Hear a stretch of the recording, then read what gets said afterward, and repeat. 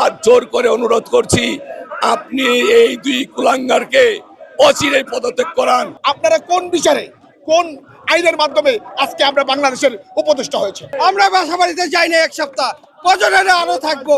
আমরা সেখানে মেয়র সিটে বসা ইনশাল্লাহ যাব। এই সরকার বিগত সরকারের ফ্যাসিস্ট সরকারের মতো ঘাপটি মেরে থাকা কিছু লোকের কারণে, কিছু উপদেষ্টার কারণে সেই রায়কে তারা বৃদ্ধাঙ্গুলি দেখেছে। আমি মনে করি তারা শুধু বৃদ্ধাঙ্গুলি দেখায়নি, তারা জনগণের রায়কে উপেক্ষা করেছে।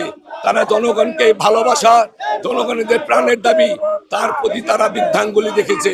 তারা হাইকোর্টের রায়কে অবমাননা করেছে।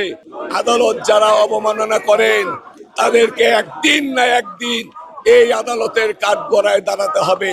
তখন আপনাদেরকে কেউ বাঁচাতে আসবে না।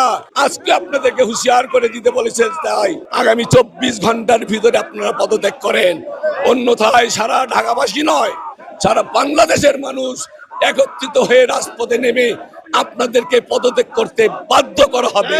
মাননীয় প্রধান উপদেষ্টা, হাত জোর করে অনুরোধ করছি, আপনি এই দুই কুলাঙ্গারকে অচিরেই পদত্যাগ করান। মানুষের আশাকে করেন, মানুষের চেতনার প্রতি সম্মান প্রদর্শন করেন। সারা জীবন নয়, যতদিন বাংলাদেশ বাঁচবে ততদিন আপনাকে শ্রদ্ধার বলে স্মরণ করবে বাঙালি জাতি। ভিজি আমরা ভিজবো, প্রয়োজন হলে আমরা এখানে থাকবো। আমরা বাসা বাড়িতে যাব না, আমরা বাসা বাড়িতে যাই না এক সপ্তাহ, প্রয়োজনে আরো থাকবো।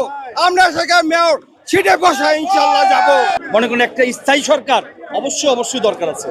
আর এই যে আমরা জনগণ যারা আছি, অবশ্যই আমাদের বাংলাদেশে নির্বাচন হওয়া দরকার।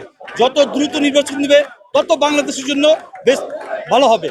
এটাই সত্য, এটাই বাস্তব। শেখ হাসিনা পালা গেছে, কিন্তু পেতার তারা রয়ে গেছে। ঠিক তাদের জন্যই আজকে আমাদের রাজপথে নামতে হচ্ছে, আমাদের দাবি আদায় করার জন্য। আমাদের নির্বাচিত মেয়র ইঞ্জিনিয়ার ইসহাক বলে গিয়েছিল, আমাদেরকে বলে গিয়েছিল যে আমার দাবি শুধু মেয়র করার জন্য নয়, আমরা এই তত্ত্বাবধায়ক সরকারের দুজন অবৈধ উপদেষ্টা আছে, আসিফ ও মাহফুজ, তাদের পদত্যাগের জন্য রায় নিয়ে, আমরা চূড়ান্ত রায় নিয়ে তাদের পদত্যাগ করেই আমরা রাজপথে। 10টা নিয়ম আছে, আইনের বিধান আছে, এই জন্য সে মেয়র হতে পারবে না। এখন আমরা আসিফ আর মাহফুজের উদ্দেশ্যে বলতে চাই, আপনারা কোন বিচারে, কোন আইনের মাধ্যমে আজকে আমরা বাংলাদেশের উপদেষ্টা হয়েছে, সেটা আমি তাদের কাছে প্রশ্ন করি।